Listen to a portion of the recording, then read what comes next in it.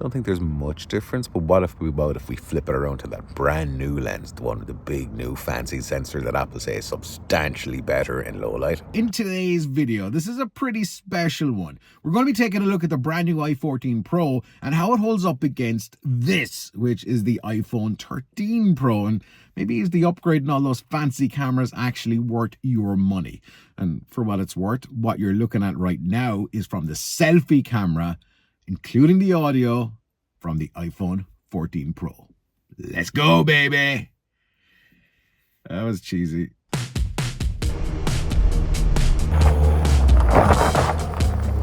Right now, the audio, of course, is from the iPhone 14 Pro. And just before we get to do a couple of tests, everything you've seen as you following along on screen has been from the iPhone 14 Pro. This lens is the main lens. This is the wide lens, or the one. It's not the 0.5, which is the ultra wide, or the new 2. This is the full-blown new sensor on the iPhone 14 Pro. And if you're wondering what the heck is those 48 megapixel photos going to look like, we're going to find that out too. Speaking of lenses and phones, on this one is the iPhone 13 Pro and this one is the iPhone 14 Pro. Can you guys see any difference between the two of these? These are all handheld, they're not in a gimbal, they're not stabilized, they're direct out of camera. See, there they are, facing each other. Son. Let me know in the comments right now, do you see a visual difference between the two of these? But what about the other cameras? Because after all, as we know, selfie cameras, particularly on the iPhone 13 Pro, they're not great. It's okay. In a lit situation like this with sun, yeah, it's not too bad. However, this one is looking just that little bit better. Both of these shots are 4K 24. And as we can see here, on the left is the iPhone 14 Pro and on the right is the iPhone 13 Pro, and both seem to be handling this bright kind of evening sunshine pretty well, although just looking at it here on the screen, I think just that the iPhone 14 Pro pips it. Not a huge difference, seems to be a bit more detail in the shadows. But again, this is really up to you guys. You actually, hang on, let me see, can we fix that? There we go, just a tap. You can do it on any phone. If something's blown out, tap and it might focus a little bit better. Or let's get back into the evening light that bit more. But here's the thing, you got to tell me in the comments right now, what do you prefer so far, the iPhone 13 Pro or the iPhone 14 Pro? Now that's the main lens, right? We've looked at the wide lens on the iPhone 14 Pro and this little iPhone 13 Pro. But what about the telephoto, the 3x on both of these cameras? Now, I'm not going to tell you which one is which on this one. I just want you to have a guess. Is the one on the right the iPhone 14 Pro, or is the one on the left the iPhone 14 Pro? The brand newer camera out of all of these, and this is the 3x. Did you guess correctly?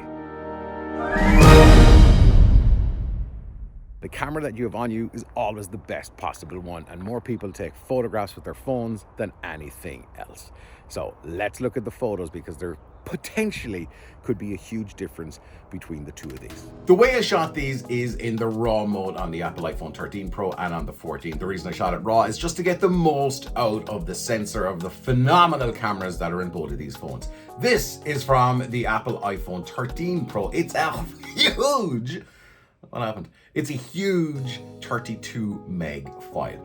I mean, colors are good, detail is good, pretty. This is direct out of camera. There's literally no stuff done to this whatsoever except hitting auto on Lightroom. So let's zoom in. You can see, okay, level of detail. It's kind of, you know, when you crop in, you're like, oh, okay, it's still good. If we look at the boat here, the depth of field, which is the blurry part, the stuff that's out of focus, it's pretty good. I mean, at this level, it's insane. Now, let's jump into the iPhone 14 Pro. This is an astronomical 63 megs. It's nearly 64 megs. This is from the 48 megapixel sensor. More or less similar type of image, but if we zoom in, we're kind of going, okay, that looks a little bit better than that. And then if we go up to the boat, and remember, I'm really zoomed in here to the max. The depth of field here is just that bit smoother. Now, you're probably saying, Vic, what's the point? What is the point of... Big deal, they're pretty much identical. Well,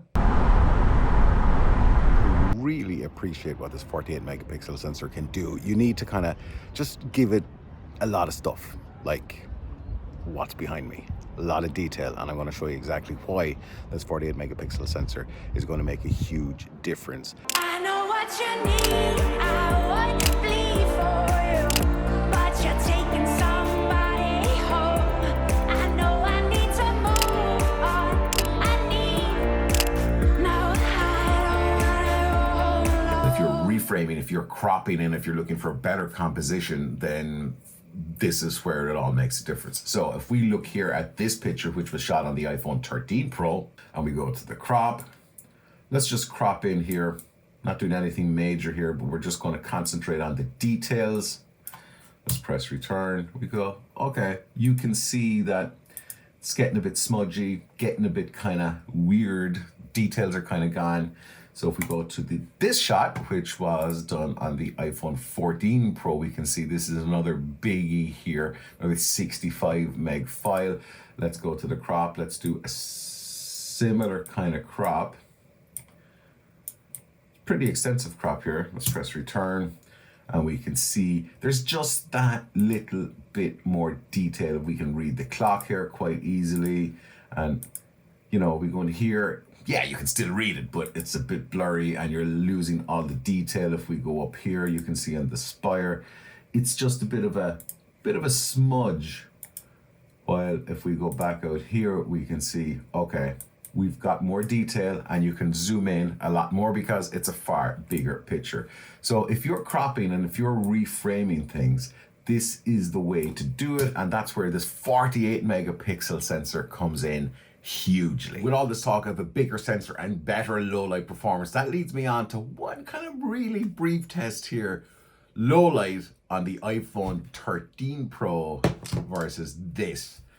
Believe it or not, all the talking head parts in this have been shot in cinematic mode 4K. I gotta say, I'm blown away. I saw Matty Hapoya's video and it's like, there's no way that's been shot on this, and it was, and so is this. It looks amazing. Anyway, low light test. Prepare to be unsurprised or really surprised. Let's find out.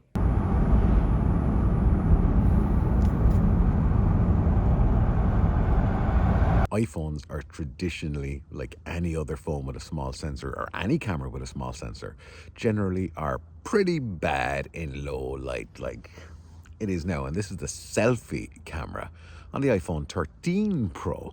Now, what about if we flip it around to the actual rear camera, you know, the main camera, the wide lens, as opposed to the selfie camera? Well, that's what that looks like. I'm pretty sure I'm not in frame, but I think I am. So you can see with the other camera, the main one, the wide one, it's, well, is it usable? But what about the iPhone 14 Pro, which Apple say is substantially better than this? Kind of hard to tell really when you look at it. I'm looking at this now and it's like, ugh.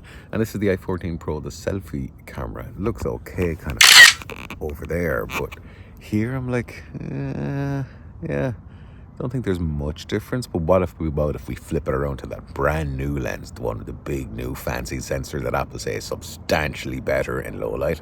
This is what that looks like. This is the wide lens 4K 24 on the iPhone 14 Pro, the big sensor, the one that is substantially, according to Apple, better than the iPhone 13 Pro when it comes to low light.